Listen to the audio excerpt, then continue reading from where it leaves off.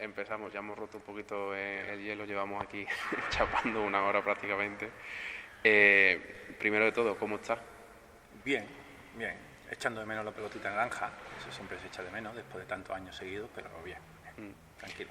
Actualmente, ¿cuál es tu situación con respecto al baloncesto? Bueno, pues ahora mismo nada. He estado este verano justo en esta instalación que me llamó Berni para... uno de los servicios que quiere hacer esta instalación es a los equipos profesionales y selecciones darle un espacio de entrenar que es único, yo creo que en toda España y en parte de Europa. Y la selección china estuvo aquí, bueno, quise unos partidos y estuve junto con otros compañeros pues con un equipo mezcla CBL y Boro y nos lo pasábamos bien durante 5 días, después con las chicas igual. Y ha sido el último que he hecho de baloncesto. En principio este año, pues por un lado estaba pensando tomármelo de descanso, pero bueno, creo que no. Creo que al final seguramente lleva algún equipo de niños pequeños y por la zona. De hecho, Bernardo, bueno, estamos ahí hablando a ver si entramos en su proyecto de la academia y si se me salen un par de proyectos laborales en Marbella que me permita compatibilizar, seguramente lo haremos. Porque ahora mismo, ¿dónde estamos, Rafa? Explícalo, porque es un sitio espectacular. Ahora mismo lo estarán viendo. Esto es otra historia. Esto es la instalación de Liguerón, que es conocida por Liguerón, una instalación municipal de Fuengirola, pero que bueno, que tiene una gestión privada, y en la gestión privada pues los que participan son dos grandes conocidos del baloncesto español, como es Calderón y Berni Rodríguez. Casi nada. Hay también más gente, ¿no? Pero bueno, ya son las partes visibles del baloncesto, ¿no? Y desde este verano pues se ha intentado que esta instalación forme parte de una forma de entrenar distinta, ¿no? Muy parecida a como se hace en Estados Unidos. De hecho, durante muchos años ha estado esta instalación un uso exclusivo por jugadores profesionales de la NBA, la selección de la NBA, de hecho por aquí todavía queda alguna cartelería de ellos. Habrá algo, luego lo sacaremos, lo prometo. Y después también sirve como de zona de entreno de selecciones, equipos profesionales. De hecho, esta tarde viene un equipo profesional de Lituania, el equipo de Euroliga, ya eso es suficiente con eso.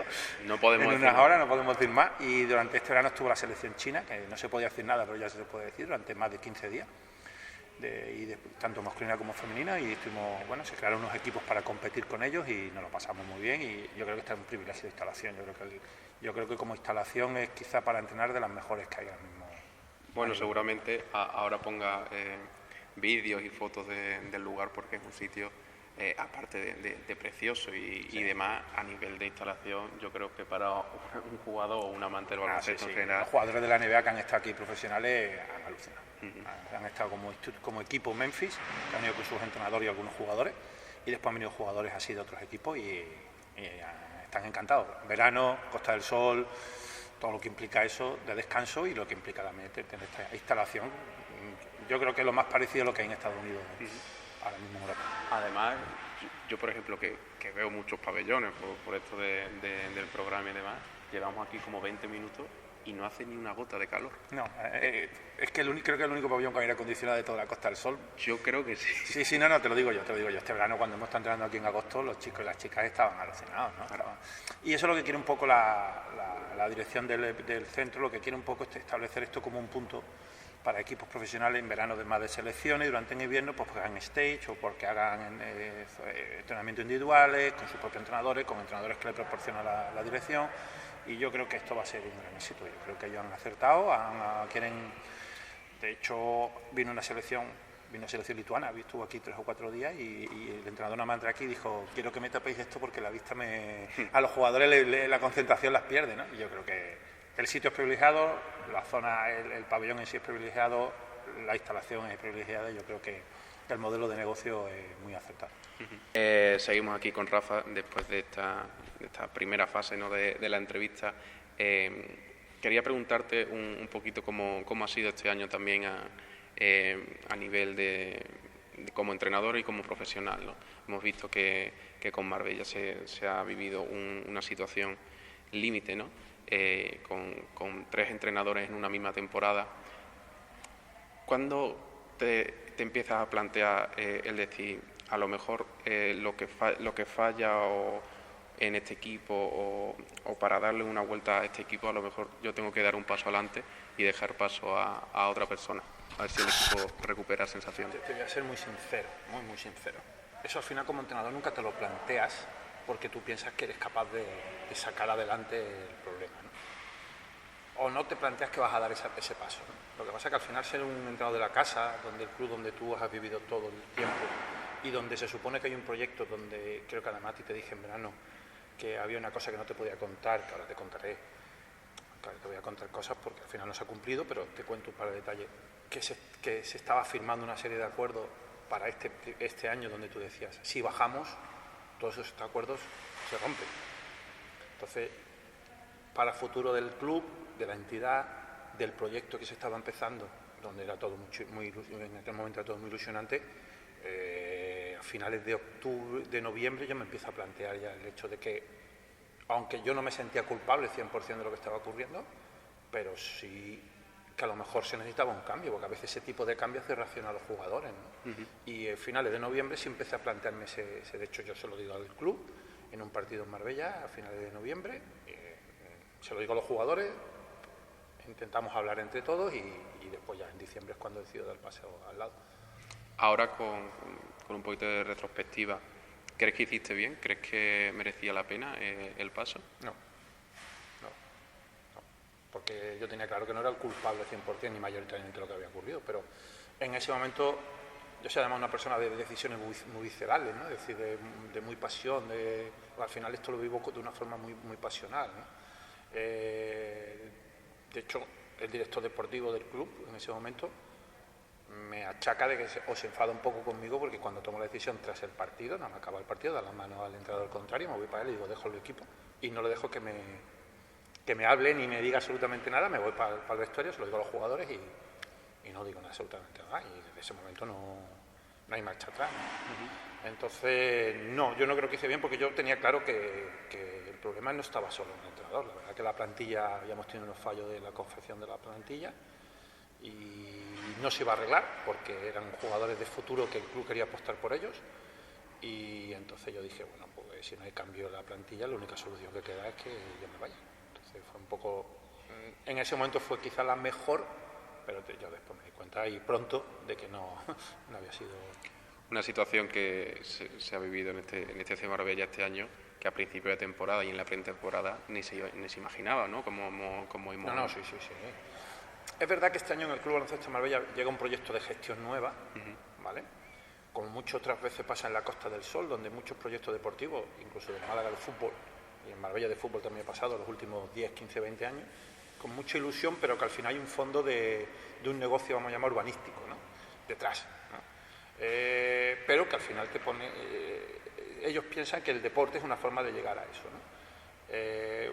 Presentan un proyecto a medio plazo 5 años, presentan un proyecto deportivo también, dentro de lo que había, y una de las cosas que te puedo decir era que teníamos firmado un contrato con un equipo Euroliga europeo para ser su segundo equipo B, equipo alemán, que lo dejamos, ¿vale? Y se veía que el proyecto deportivo estaba respaldado un poco con lo otro, ¿no? Pero bueno, al final con problemas que hay en ese tipo de negocios, pues al final el deporte se ve perjudicado y el club se ve perjudicado. Entonces había mucha ilusión en el proyecto, se veía con ganas de trabajar, llegaron muy tarde, la verdad que llegaron muy tarde al club y la plantilla, por eso hubo fallo a la hora de confeccionar la plantilla. Pero bueno, se sabía que eso era a medio plazo, ¿no? De hecho, además, ellos me llamaron cuando yo dejé el equipo, me dijeron, no lo dejes porque esto no es ahora, esto es a medio plazo, no lo dejes. Pero como he dicho antes, yo creía en ese momento que si el equipo bajaba, todo el proyecto que había detrás se iba a al garete, ¿no? Entonces tomé esa decisión, pero es verdad que el principio de año fue un año muy ilusionante, pero hubo fallos en la creación de la plantilla, en la confección de la plantilla, y después también otro problema que hubo es en la gestión, cómo llevar a los que vinieron nuevos y a los que se quedaron del club antiguo. Ese primer año de transición no se hizo de la forma más correcta, ¿no? La relación entre ellos no fue buena y la verdad que el equipo al final lo achacó. Te pongo un ejemplo, no teníamos ropa ni para el primer día del partido de liga, no teníamos ropa ni de juego ni de entreno, por ponerte un ejemplo, ¿no? Entonces yo tenía que decir a los jugadores, supuestamente semiprofesionales, que se trajeran ropa oscura o clara cada día para intentar jugar 5 contra 5. Tampoco la situación más... Entonces, por ponerte ese tipo de ejemplo, que no se debe llegar a ese nivel en ese tipo de equipos, ¿no? Pues porque al final la culpa era de uno, no era del otro, era de los que venían, era de los que estaban, y al final eso no ayudó nunca al club ni al equipo, por supuesto. Bueno, estábamos hablando de eso, ¿no? La situación en Marbella y demás. Nosotros hicimos una entrevista con Adri Fuentes hace unos meses y nos estuvo contando que la situación llegó a unos niveles en los que el propio club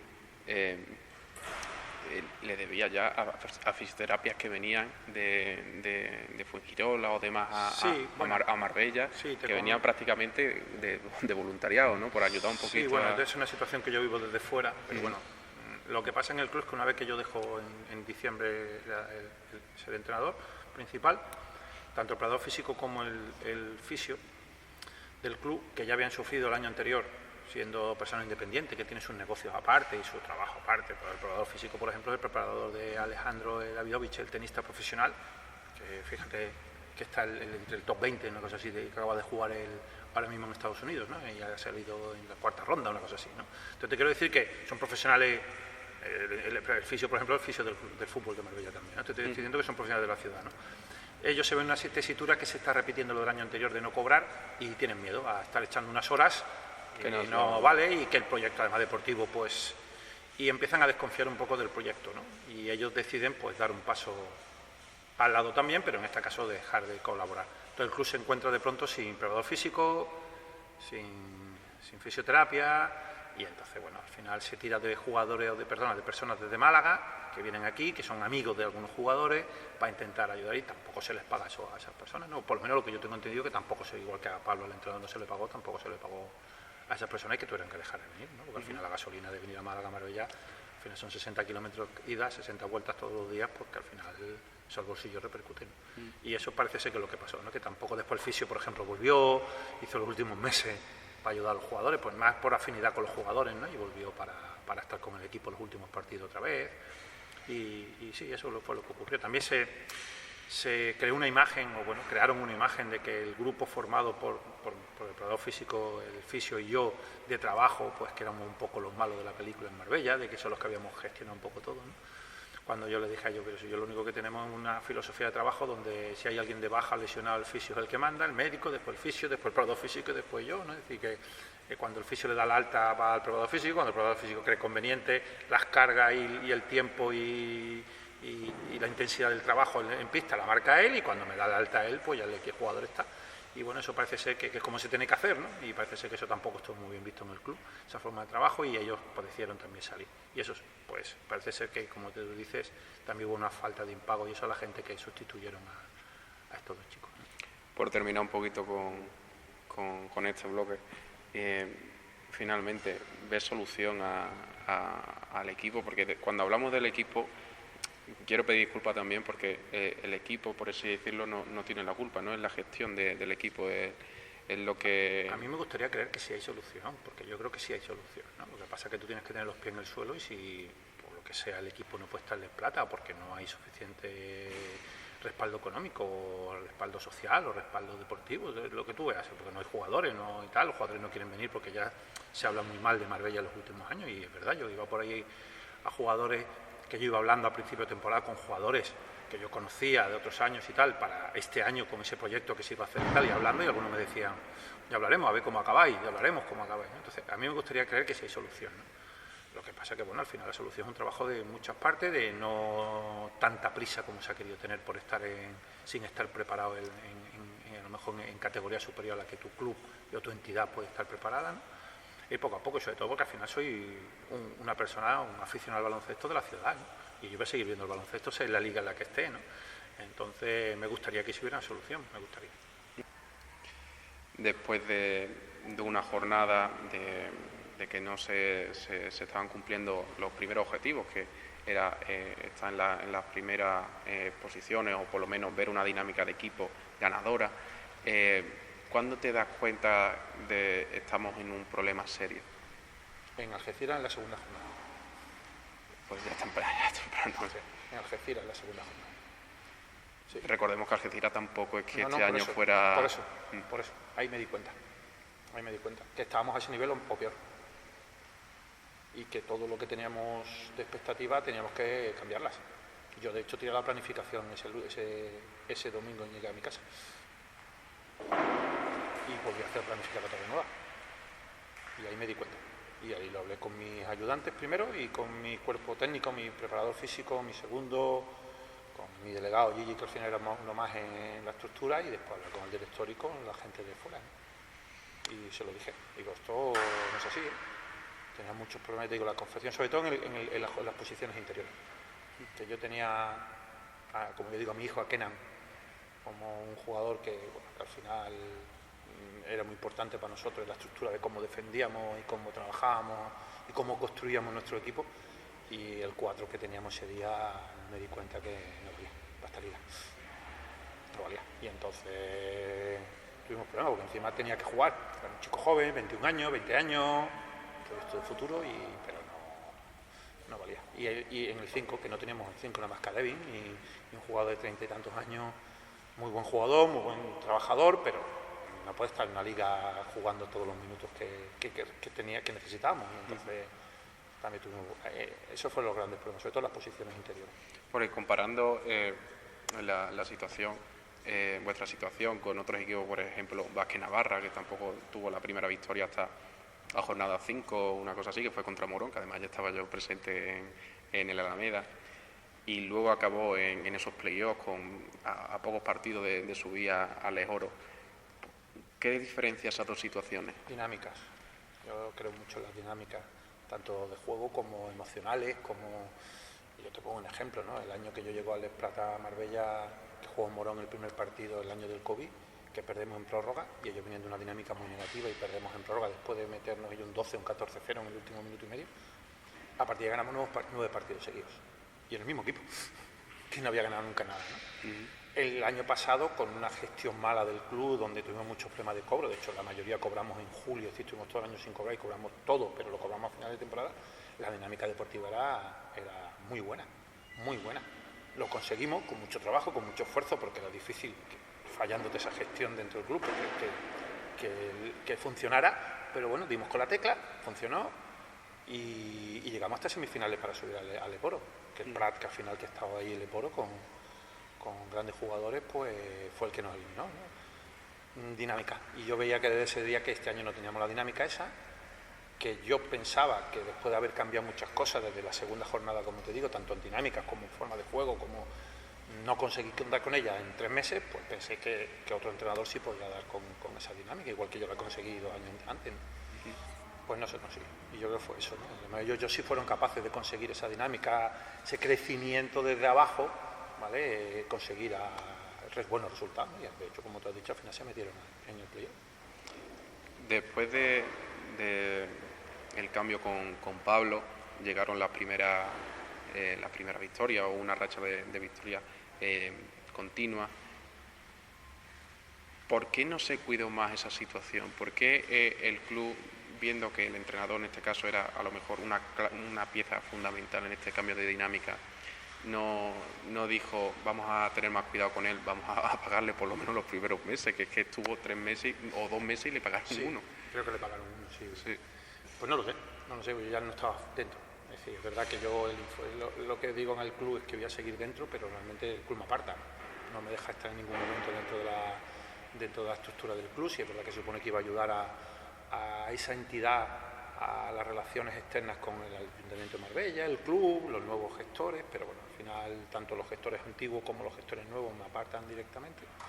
Y no lo sé, yo conozco a Pablo, que estuvo conmigo en Málaga, en Unicaja, con la generación del 96, cuando éramos cadetes, un gran entrenador, y ha crecido muchísimo en estos últimos años, sobre todo desde que decidió irse al extranjero, que eso al final te hace crecer como persona y como profesional, ¿no?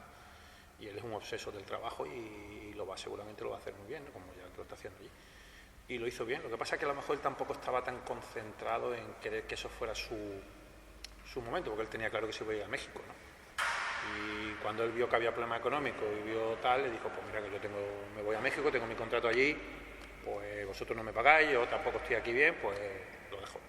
Yo creo, visto desde fuera, ¿vale? Pero no lo sé exactamente, no sé lo que ocurrió. La constante de la entidad desde, creo que el último partido de Liga contra Morón, ha sido el hermetismo, ¿no? No sabemos nada de Marbella, no se sabe nada en redes sociales, no se sabe nada de comunicados oficiales. No sabíamos si iba a salir en EVA incluso este año, hasta que se configuraron las listas de equipos de EVA. ¿Sabemos algo más? No, nada. Yo solo he tenido una charla con el antiguo presidente, bueno, que era presidente hace antes, que el año pasado era asesor, que vuelve a ser presidente, pues tenía una charla pendiente con él. Le dije, yo tengo que, seguramente va a haber entrevistas de radio y televisión que la gente me pregunte de internet cosas del club, y antes de yo decírsela, que tú la escuches por ahí, quiero decírtela a ti cara a cara. Y nada más, no sé, ni el director deportivo antiguo, que fue mi entrenador, y incluso te puedo enseñar que un amigo, nada. Te puedo poner una anécdota de que yo tenía ropa mía allí personal en el almacén del club, desapareció hace unos días que estuve entrenando una chica profesional, jugadora de la selección de Arabia Saudí, que estaba aquí en Marbella. Estaba 15 días, cuando fui a cogerla no estaba, pregunté en el club qué había pasado con esa ropa y dicen que no lo saben. Así que no sé nada. Lo que sé es lo mismo que puede saber cualquiera, hombre, yo sé algo más, porque al final en Marbella conoce a esa gente, pero como no lo sé de ellos, no te puedo confirmar exactamente si va a ser así. El entrenador parece ser que va a ser, que fue mi ayudante, al final el segundo ayudante que tuve la temporada pasada, y que va a haber algunos jugadores que repitan del año pasado, que eso sí me sorprende bastante, pero bueno, son personas que toman decisiones y han decidido seguir en el club, pero que son 3 por lo menos que yo tenga confirmado, pero te digo, hermetismo total, ¿no? Ahora mismo en el club. Y además ayer, por ejemplo, desayunaba en el centro de Marbella y me decía un antiguo directivo del club si sabía yo algo, porque él va a todos los partidos y quería saber. Le dije que no sabía absolutamente nada. Como entrenador de Les Plata o entrenador de Les Plata, ¿cómo ves la liga?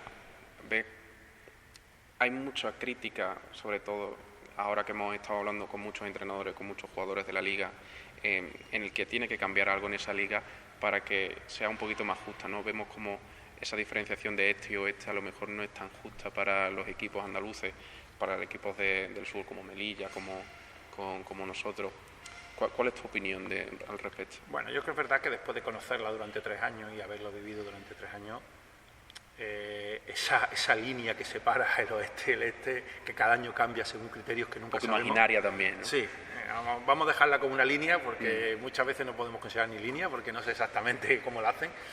Yo creo que perjudica a los equipos del sur, ¿no? Aquí cuando estaba Marbella, que está Algeciras, ahí está Sevilla, estaba Morón, al final se queda este año Morón y Sevilla solo, bueno, y Melilla, pero bueno, Melilla al venir en avión tiene un poquito mejor, más caro todo, un presupuesto mayor para viajes, pero un poco más fácil, pues se pueden ir a Madrid, desde Madrid pueden moverse un poco mejor, aunque eso dificulta mucho todo, pero puede un poco mejor. Yo creo que siempre, porque teniendo ahí Albacete, teniendo ahí la zona del Levante, que puede haber más equipos, pues podríamos un año jugar norte y sur realmente, en vez de este y oeste, ¿no? Como lo intentan hacer.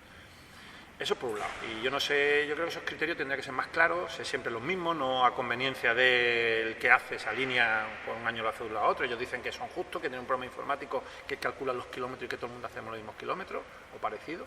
No me lo creo. Bueno, no, es que eso no es verdad. No me lo creo, pero bueno, vamos a dejarlo ahí. Yo creo que el problema que tiene el Les Plata es que se considera el primer salto al profesionalismo en el deporte del baloncesto y no lo es. En algunas cosas lo son, hay equipos muy profesionales, equipos sobre todo que han estado en categorías superiores, que han bajado, este año Orense, por ejemplo, que era un equipo casi de ACB, tú veías las instalaciones de fisioterapia, era una instalación de un equipo de ACB, muchas cosas, pero en otros equipos que no lo son tanto, ¿no? Entonces, tener cuidado en eso, ¿no? Si se quiere ser profesional, cuidar un poco todo eso, más por parte de la federación, ¿no? El año del COVID fue un año muy malo para todos, por supuesto, y yo creo que la federación tampoco cuidó a la gente, no cuidó a los clubes, no cuidamos a los jugadores, o no se cuidaron a los jugadores también, y yo creo que fue un año muy complicado, no tanto el primer año de la pandemia, donde se tuvo que cortar la liga y no sabíamos si los contratos si valían, si no valían, es verdad que a todo el mundo nos pasó un poco de sorpresa, ¿no? Pero sí al año siguiente, el año que estuvimos jugando con tantos test COVID, con tanto que fue unos gastos grandísimos para los clubes, donde la federación no ayudó apenas nada más que para un partido o dos, cuando teníamos que jugar más de 25 partidos durante la temporada. Yo creo que la federación tiene que cuidar un poquito más eso, ¿no? Ese paso, oye, en nuestra segunda liga, porque ellos tienen oro y Les Plata, vamos a cuidarla más, en hacer bien esa separación en 2 grupos, no vamos a llamarla de ninguna forma, en 2 grupos, más equitativa. Económicamente al final eso le ayuda a los equipos, ayudarme a los jugadores también, ¿no? Es decir, jugadores que esta liga se usa como para empezar jugadores jóvenes de los equipos punteros de ACB o Leporo que quieren tener jugadores jóvenes, o jugadores que no han tenido ninguna oportunidad y quieren salir, o jugadores que con la edad van acabando y van acabando en esta liga. Entonces, bueno, que cuidar más a los jugadores. Yo creo que para mí una liga muy bonita. Para mí una liga muy bonita, hay equipos, hay partidos por ejemplo, cada vez que he ido a Zornocha, yo me lo paso a pipa. A mí, gente gritándome, gente apoyando a su equipo y ni un insulto, ni una mala palabra, ni un mal gesto por nadie. Eso no quiere decir que en otro campo haya pasado, porque no va a pasar en ningún campo, ¿no? Pero a mí yo me lo he pasado muy bien en Zornocha, yo me lo he pasado muy bien en Zamora, me lo he pasado muy bien en Ponferrada, me lo he pasado muy bien en Gijón, me lo he pasado muy bien en Santander. Es decir, yo he disfrutado mucho durante estos 3 años en la Liga y yo creo que sí tendríamos que poner parte todo, pero sobre todo la Federación cuidar un poco más lo que hemos dicho de los grupos, los jugadores. Yo creo que sí, que tenemos que dar ese paso. Te quería preguntar sobre todo, esto es una pregunta en 2 fases. Primero te iba a preguntar por la selección española y te iba a preguntar por el caso de Lorenzo Brown. ¿Cuál es tu opinión al respecto? Complicada, ¿no? No sé nada de la historia, no sé exactamente. Me imagino que esta nacionalización exprés, como se ha llamado, ¿no? Yo creo que al final se ha hecho porque la Federación y los entrenadores de la Federación decidieron que no tenía ningún jugador que pudiera suplir, vamos a llamar Ricky, por ejemplo, ¿no? A algún jugador nacional, no había ningún jugador nacional que pudiera hacer eso, ¿no? Esa función, y decidieron hacerlo, ¿no? Si está bien o está mal, complicado desde fuera hacerlo. Yo como aficionado te diría que si es verdad lo que están diciendo todos los que están dentro de la Federación, que esto es una transición, que este campeonato no es importante, que lo importante del ciclo es París, que es 3 años, bueno, porque no se ha apostado por jugadores entonces más jóvenes, ¿no? Si no es tan importante, no es tan ganar este campeonato o estar bien en este campeonato, que no tenemos un equipo como para estar también con los jugadores que se han ido y los jugadores que además por lesiones o por otras causas no están dentro de los 12 definitivos, pues a lo mejor ese hubiera sido un momento de no decir no hacer esta nacionalización, no, si deciden hacerla, sino haberle dado una oportunidad más a jugadores, por ejemplo a Juan, ¿no? A base del Madrid, oye, pues mira, tienes una opción. Que después deportivamente te gusta más uno que otro, es una decisión del entrenador, ¿no? Que por cierto ha tenido que salir del Madrid. Que salió del Madrid, exactamente. Así que eso yo creo que es un poco el problema, ¿no? Es decir, llega un momento en que es verdad que en este país, por desgracia, en los deportes mayoritarios, cuando se le da oportunidad a los jugadores jóvenes porque no tiene dinero, y tú dices, me veo obligado a tirar de... O porque es una filosofía de club de muchos años, ¿no? Muchísimos años. A mí me gustaría cada vez más ver eso en el baloncesto de élite, y cada vez lo vemos menos. Tú acabas de decirme un caso, yo he dicho Juan y tú me has dicho se ha ido del Madrid y se ha tenido que ir a Alemania. Porque a lo mejor allí le han dado el cariño que aquí a lo mejor le echaban falta, ¿no? No sé exactamente las razones por las que se ha ido. Pero es verdad que muchos jugadores de todas estas selecciones de formación que ha habido, estos jugadores y jugadoras que van a salir, que han quedado en las primeras posiciones de Europa, y yo creo que hemos tenido medalla en casi todas, menos en una categoría, casi todas. A ver cuántos llegan arriba a la élite, porque realmente le dejan una oportunidad, ¿no? Yo creo que no sé exactamente qué ha ocurrido con Lorenzo, pero sí es verdad que si se está hablando de esa transición a 3 años, que no es importante los resultados, se vende eso cara al público, al aficionado, oye, pues dale más oportunidad. A ver, si te entra dentro de tus planes como jugador, ¿no? Que al final si no te gusta a ti como entrenador, no te gusta, pues no te gusta y ya está. La segunda pregunta es, ¿está el perfil de jugador español, el jugador que se destila aquí, un jugador inteligente en la cancha, aunque no sea tan físico, está en peligro de extinción?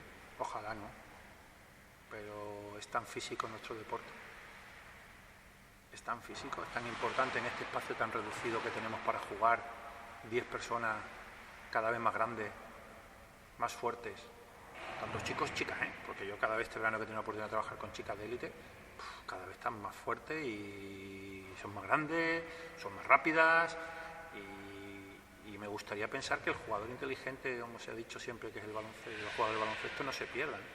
Yo creo primero que estamos muy valorados en gran parte del mundo baloncestístico, en gran parte de Europa, países asiáticos, incluso en América, nuestra forma de trabajar por los entrenadores en cantera que hablábamos antes, y este tipo de jugador, ¿no? Porque al final ese talento, esa creatividad que nosotros enseñamos a los jugadores, eso es muy difícil de hacer. Al final, que tiene físico, tú eres muy alto y lo tienes más fácil en el baloncesto, ¿no? Ese talento físico que yo llamo, es más fácil llevar. Es verdad que hay condiciones físicas innatas que tienen jugadores que es imposible, ¿no? que llegar a ello. Pero ojalá ese jugador español no se pierda nunca. Pero me da miedo porque cada vez el físico es más importante. muy importante. Hace unos años que no tenemos un ascenso de un equipo andaluz, de hecho, Marbella y Algeciras son los últimos en subir, a cesión de Fundación Granada, que bueno, la ascensión de un espectáculo y además tenemos muchas ganas de verlo en ACB. ¿Cuál crees que es la clave para que grandes proyectos como hay aquí en Andalucía, por ejemplo en la parte de Huelva, que ha estado varias veces en esa fase de ascenso, Unicaja o Almería incluso últimamente, den ese paso final de subir de categoría? Bueno, no lo sé, pero pensando ahora en ello que me estás preguntando, pues mira, yo te podría decir que en Andalucía hay muchos clubes que no les interesa dar ese paso, porque económicamente es un salto muy grande, lo que hemos hablado antes de los viajes, y eso complica mucho la liga, y bueno, y federativamente que el salto también del canon y de arbitraje es muy grande. Tienes que tener un respaldo económico y hay gente que decide, bueno, no dar ese paso, cuando a lo mejor deportivamente sí pueden darlo, pero no hacerlo. Por ejemplo, Huelva.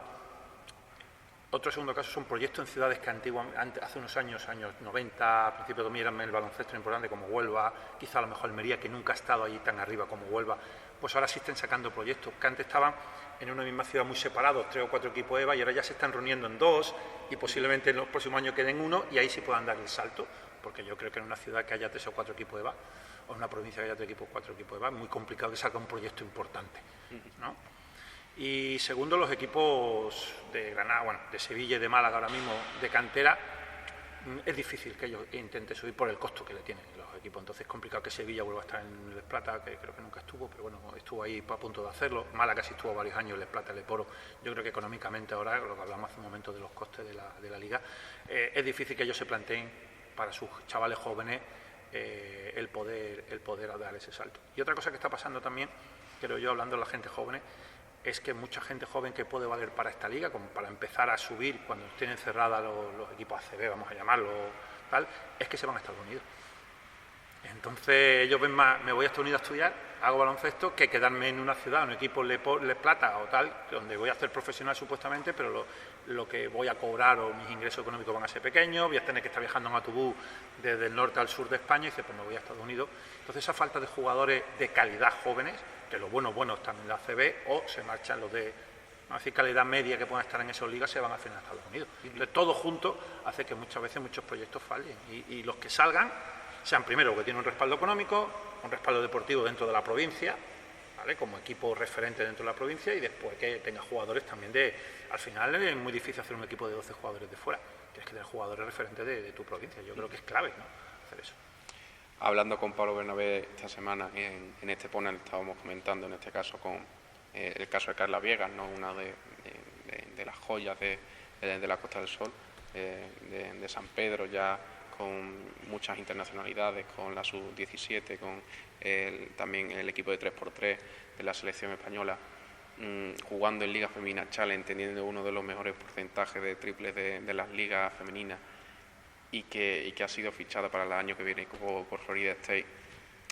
¿Por qué, le preguntaba yo, nos encargamos tanto o no nos encargamos, sino que trabajamos tanto en estos jugadores y luego no sabemos sacarle partido? Nosotros hacemos todo lo difícil, como es trabajar desde minibásquet hasta que ya están en este baloncesto profesional, y luego vienen los demás países que realmente están viendo lo que tenemos aquí, y nosotros no sabemos ver lo que tenemos aquí. Primero, el mundo ha cambiado tanto que ahora irse a estudiar a Estados Unidos es fácil. Vamos a ser sinceros, es fácil. Hace 15 años era imposible. Hace 10 empezó a ser factible, pero solamente para jugadores que hubieran ganado campeonatos de España, como pasó por ejemplo en mi equipo de la generación del 96, que muchos se fueron a Estados Unidos, la mitad, pero porque fuimos campeones de España, y eso el Consejo Superior de Deporte le dio una imagen y una facilidad para irse fuera. Pero ahora es muy fácil, ahora tú destacas un poco y hay muchas empresas que se dedican a venderte, entre comillas, a las distintas universidades americanas, ¿no? Y como ellos tienen mucho dinero para becar a jugadores, pues en el baloncesto, que cada vez es más difícil porque hay muchas personas, muchos jugadores jóvenes que se quieren ir, pero yo creo que ahora es mucho más fácil que antes. Entonces los padres ven eso como una salida para su hijo. Va a seguir haciendo deporte, hacerlo en Estados Unidos nunca es malo, da igual la universidad que te vaya, da igual que sea Florida State, como se va Carla, que una top, a irte a una NCAA 3, da igual, al final has estado en Estados Unidos. Vas a estudiar una carrera, vas a aprender el idioma, Pues entonces esa inversión para los padres, si encima son jugadores becados, pues mucho más fácil que... Mejor que mejor, claro. Y le da, y entre comillas le da igual el club, que lo ha criado, ¿no? Le da igual, y si tú le dices, bueno, vamos a firmar un contrato que cuando vuelva... No, mi hija cuando vuelva, mi hijo cuando vuelva se irá a jugar donde sea. Entonces yo creo que eso porcentualmente es importante la toma de decisión de lo que la pregunta que tú has dado. Es decir, la decisión por los padres o la familia de que este chico o chica se vaya al final a jugar fuera, ¿no?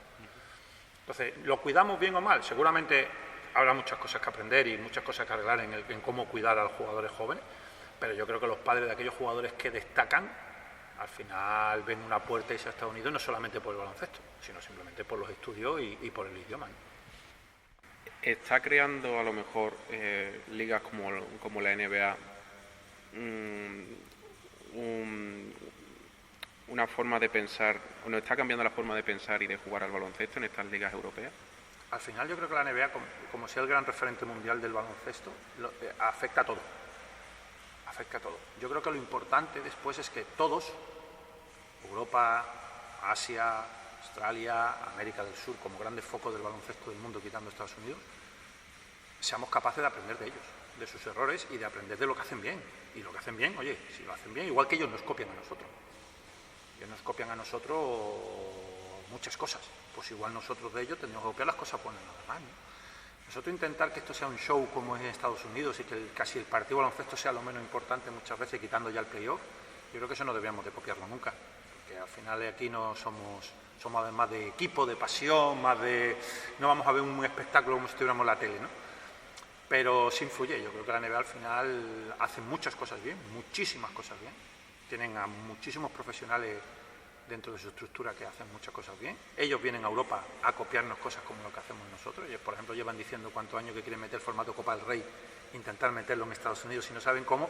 Pero yo creo que al final, porque en ese espacio tan reducido, ellos la competición no le dan la importancia que tiene. A nosotros la Copa del Rey al final es una competición muy importante para los equipos porque a nivel competitivo y de tensión deportiva es máxima. En 5 días te juegas un título, ¿no? Por decirlo así. Entonces, Estados Unidos, NBA en este caso, influye, como te decía, pero ojalá seamos tan inteligentes de saber elegir y de saber seleccionar qué cosas son las importantes de ello y las buenas y poder copiarlas sin ningún problema. Hemos visto que este verano hemos tenido un verano de mundiales, ¿no? De categorías inferiores que además pues nos ha ido muy bien. Hemos sido oros en muchas, platas y demás en casi todas las divisiones, tanto femeninas como masculinas. Hay buenos jugadores en España, no hay duda, hay calidad en los jugadores de España y sobre todo aquí en Andalucía. No hemos visto a Mario Super y que, bueno, aquí en Málaga pues ya una persona más que conocida cuando a lo mejor el año pasado, incluso esta misma temporada. Los 20, 30 majaretas de aquí de Málaga, sí. ¿Por qué crees o qué porcentaje crees que tiene este tipo de jugador en España y qué porcentaje crees que tiene de jugar fuera de España? Viene un poco relacionado a lo que te decía antes. Al final yo creo que estos jugadores están muy valorados fuera de España, muy valorados, porque es que es muy difícil jugar bien a baloncesto sin tener un físico privilegiado, ¿no? Te hace tomar decisiones a una velocidad tan alta en tan pocos segundos o en tan pocas décimas de segundo, junto con vamos a decir, un déficit físico contra los jugadores a los que te enfrentan. Entonces, yo creo que este tipo de jugadores, Mario y muchos jugadores que hay de ellos en el equipo sub-17 que jugó el Mundial aquí precisamente en Málaga, había 3 o 4 jugadores que tú decías, es que da gusto jugarlos. Que se equivocan, claro que se equivocan, tienen 17 años, no se van a equivocar en la toma de decisiones, pero es que esa velocidad en la toma de decisión, esa fluidez en el juego que tú decías, que parecen mayores, no es que parezcan mayores, es que la toma de decisión que hacen o esa definición de cómo queremos que aquí en España se juega baloncesto, lo hacen muy bien. Entonces, este tipo de jugadores lo van a tener siempre fácil llegar a la élite, ya sea universitaria, sea profesional, en Estados Unidos o en Europa, ¿no? El problema está en que llega un momento en que el equipo, el entrenador, la estructura a la que llegues o a la que te quieras, si el físico prevalece sobre eso, ¿no? Porque al final eso te tiene que gustar. Hay gente que eso no le gusta. Hay gente que no te gusta esa forma de vivir el baloncesto, ¿no? Y fuera de aquí es muy valorado. Yo creo que hay hueco para este tipo de jugador, pero es verdad que hay otra forma de pensar en otro baloncesto más cerrado, más físico, más vamos a ir al golpe, vamos a ir a ser duros, sino a dejar que el jugador se equivoque, que al final es un poco, yo creo que lo básico del aprendizaje del jugador español, ¿no? Vamos a dejar que aprenda, que en su aprendizaje se equivoque y hay jugadores que tienen esa cabeza privilegiada que hacen que lleguen arriba mucho más rápido que otros. Ya estamos llegando al final de esta entrevista, pues ya literalmente llevamos una hora hablando como el que dice. Me gustaría hablar contigo también de baloncesto femenino. Sé que en tu trayectoria también has tenido equipos de femenino. Aquí en la provincia tenemos a Estepona, Unicaja, El Palo, una serie de equipos que tienen mucha relevancia en el baloncesto femenino, tanto en Andalucía como en España. ¿Has visto este año las ligas femeninas? Poco, menos de lo que me gustaría. Después de que dejé el equipo un poco más, en algunos partidos incluso. Pero, por ejemplo, este verano aquí en esta instalación que tuvimos, como te dije antes, la selección china, pues también vino la selección china femenina, tuve la oportunidad de estar en el cuerpo técnico de un equipo que se montó de jugadoras de Liga 1 y Liga 2, o Liga Challenge, y fue un placer. Yo cada vez creo que están físicamente mejor, técnicamente, lo que hablamos antes del jugadora española, son maravillosas, y de hecho el equipo chino, que es tercera mundial o es top mundial en femenino, de hecho una de las favoritas contra Estados Unidos, juega la final del mundial que empieza en una semana y que sí veré muchos partidos del mundial seguramente. Oye, pues un equipo que se juntó aquí de amigas y jugamos 2 partidos con ella. El primer partido fue imposible competirle, pero en el segundo partido le competimos. Es decir, que ese jugador español, no tan físico y tal, fuimos capaces de competirle a los jugadores chinos. Yo creo que Málaga ahora mismo en Andalucía, que nunca ha sido un equipo en los últimos 10 años, sí, pero antes nunca había sido una provincia donde el baloncesto femenino fuera importante. Yo creo que está avanzando, está sumando, y como tú has dicho, Estepona es clave en este avance. Unicaja, que también tuviera sección femenina, yo creo que ha sido clave, que los equipos importantes al final tienen asociación femenina de baloncesto, es importantísimo para el avance. Y yo creo que al final hay muchos equipos entre Liga Femenina 2 y Ligas Challenge, que en toda Andalucía y en Málaga, pero en toda Andalucía, que esperemos que en los próximos 5, 6, 7 años podamos tener el primer equipo andaluz realmente importante de la Liga Femenina 1. A mí me gustaría. Este año tuvimos a punto, teníamos a Raca en esos playoffs de Liga Femenina Challenge, sí. Una liga que se ha hecho entre la Liga 1 y la Liga 2, que está gustando mucho, hablando con entrenadores de equipos y jugadores y demás, se veía muy necesaria, y este año pues ha sido un gran espectáculo con Barcelona, con Estepona, con Raca, con Córdoba, con un montón de equipos. Este año el caso que te quería preguntar y discutir era el caso de Raca, ¿no? Un equipo que termina cuarto en esta Liga Femenina Challenge, con posibilidades reales de ascender a Liga 1, y que este año haya tenido que descender económicamente por motivos económicos. ¿Cuánto crees que hay de baloncesto y cuánto crees que hay de economía dentro del baloncesto femenino? Economía, un alto porcentaje. Antes te decía un poco con el masculino que pasaba eso en Les Plata. Económica es culpable. Y en el caso del femenino, Raca es un claro ejemplo, ¿no? Es decir, un equipo que no sé, porque lo desconozco, si el año pasado estaba por encima de sus posibilidades económicas con el equipo que hizo, que no lo sé, que lo desconozco, pero si fue así, lo que le ha pasado este año está claramente que es un problema económico, ¿no?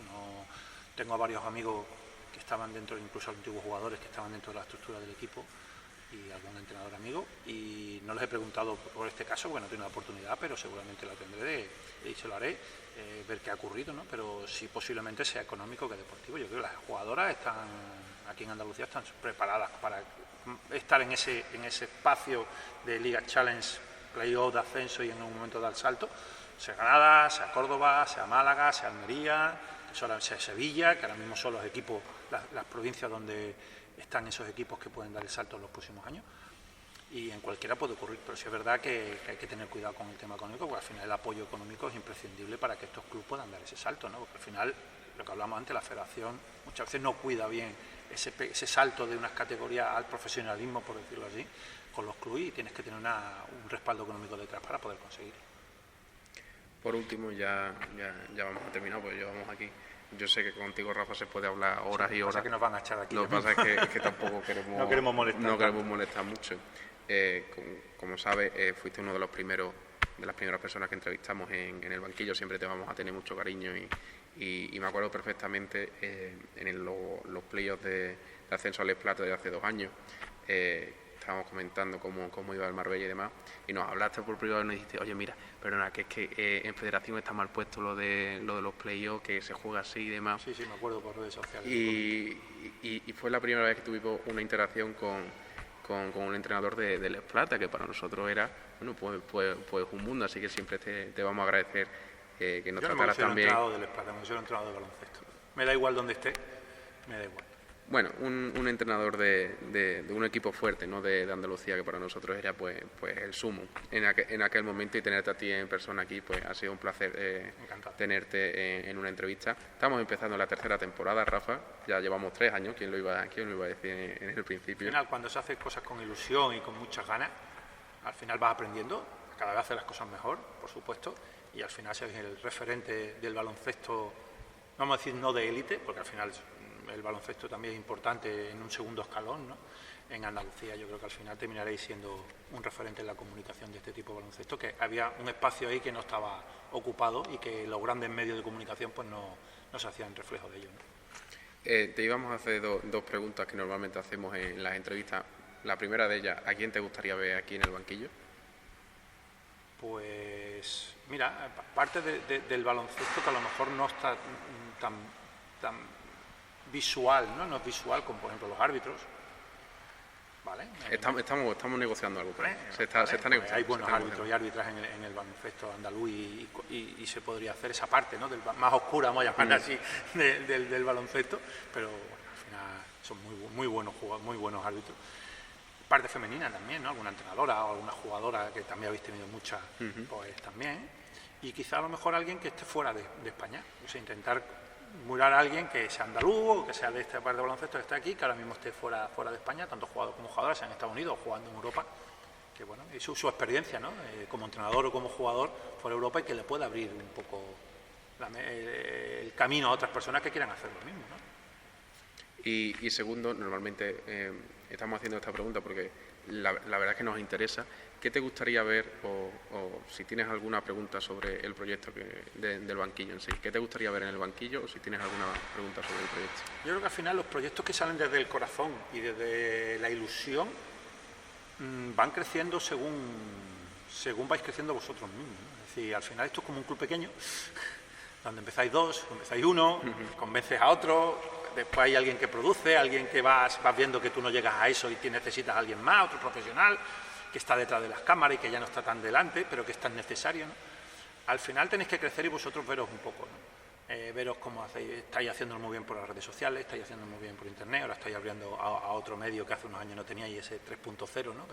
que va a estar muy bien, y que seguramente eso os hará evolucionar, ¿no? Seguramente llegaréis, yo creo que tengo claro que llegaréis en un momento dado a retransmitir partidos en directo de esta categoría. Eso sería muy Yo creo que lo vais a terminar haciendo. Uh-huh. Es decir, cuando esto crezca y sea un proyecto que tengáis un pequeño respaldo económico para poder eso y la ayuda de los clubes, yo tengo claro que llegará un momento en que sería un poco esa visión de esta parte del baloncesto andaluz que hasta ahora, como digo, estaba un poco más escondida. Y pues nada, agradecerte otra vez, Rafael, este ratillo con nosotros en este sitio tan privilegiado. La verdad es que sí. Y ojalá que se repita pronto también. Seguro que sí, cuando queráis. Pues muchísimas gracias. Hasta luego.